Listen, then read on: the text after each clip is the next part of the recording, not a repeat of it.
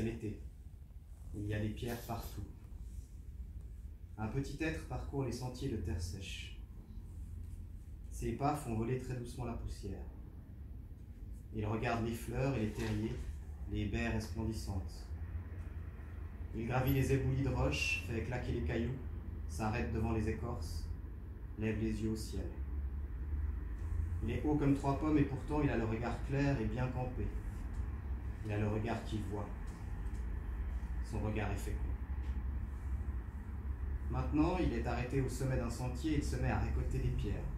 Il choisit les plates, celles qui ressemblent à des galets. Il est méticuleux. À côté de nous sifflent des grandes ailes, des rapaces qui survolent la terre giboyeuse.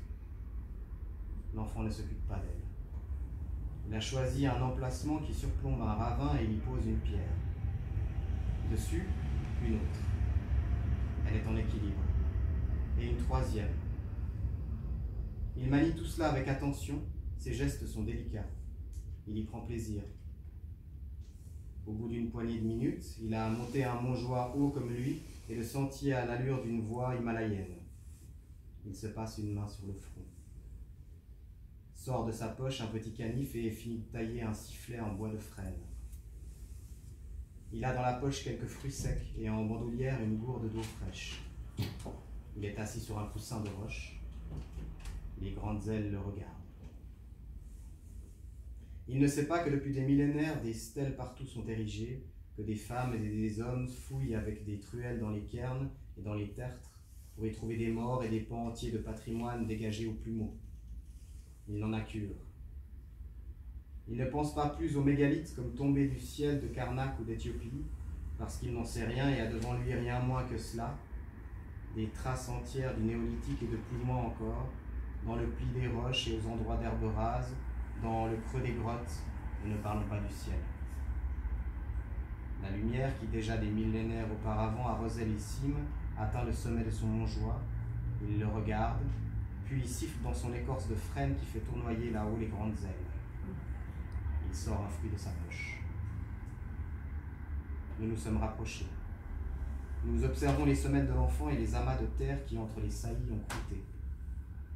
Nous regardons ses chevilles nues, rameaux fins de frêne, puis son front frais. Nous tournons nos regards vers le montjoie, ce cairn, ces galets assemblés qui sont millénaires. Il se dresse vers le ciel mais ne semble pas terminé. Alors, finalement, le garçon se lève. Il sort de sa poche une dernière pierre, la plus petite, grosse comme sa paume, et sur le montjoie, il la pose. Il s'engage ensuite sur le sentier, en route fait des haltes pour renifler des pétales et admirer les terriers, pour cueillir quelques baies et gratter des écorces.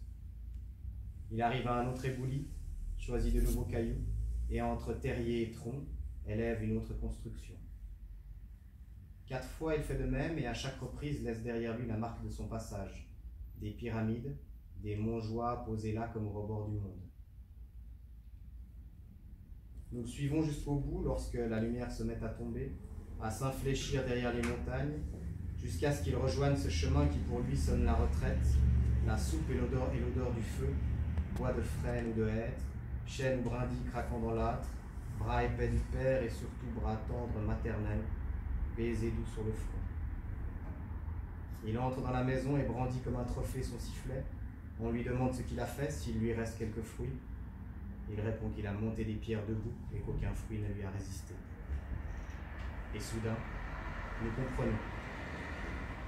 Nous nous envolons vers le premier montjoie du jour, celui sur lequel, lorsque la lumière était encore haute, le garçon a posé la dernière pierre, et nous comprenons qu'entre ces constructions, il n'est point question de vide. Qu'entre elles se trouve un petit monde sacré que les cailloux dressés vers les étoiles délimitent. Un royaume en devenir, une page blanche sur laquelle tout peut naître.